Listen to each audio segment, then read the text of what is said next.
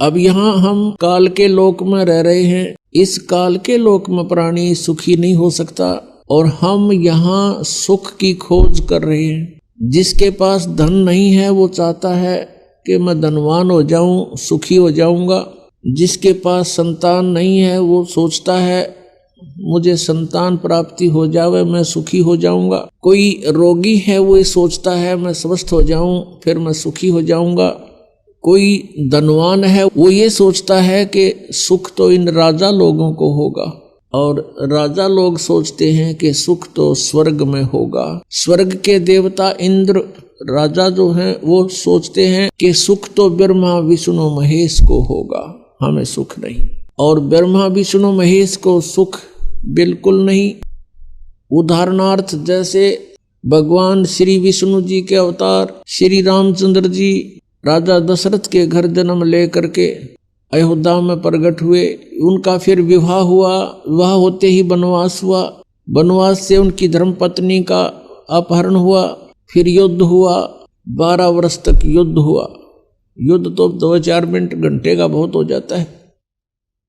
उसके पश्चात रावण का वध करके सीता जी को घर ले आए। कुछ ही दिनों के बाद, कुछ वर्षों के उपरांत किसी के व्यंग से सीता जी का परित्याग कर दिया, अपनी धर्मपत्नी का जो गर्भवती थी। स्वयं कहीं रहे, संतान कहीं रही। तो इससे सिद्ध है कि उस विष्णु जी को भी यहाँ सुख नाम की चीज नहीं। फिर वही विष्णु जी के अवतार श्री कृष्ण रूप में जेल में जन्म हुआ, मामा शत्रु हो गया।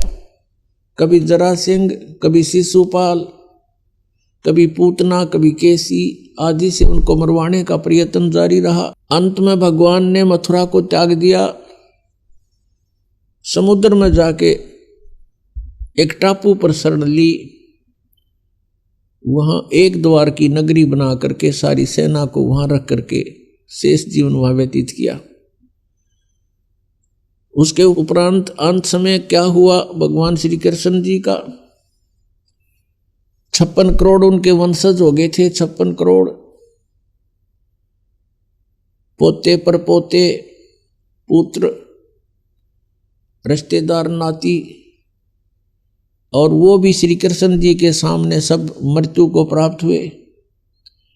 आपसी युद्ध हो गया दुर्वासा जी के श्राप से, और श्री कृष्ण जी के सामने पूरा कुल नाश हो गया। क्या वो प्राणी सुखी हो सकता है जिसके आगे सारे मर जाएं? तो यहां परमात्मा कबीर परमेश्वर जी हमें याद दिलाते हैं,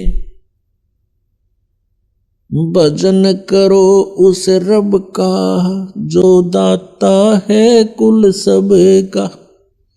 भजन करो उस रब का जो दाता है कुल सब का।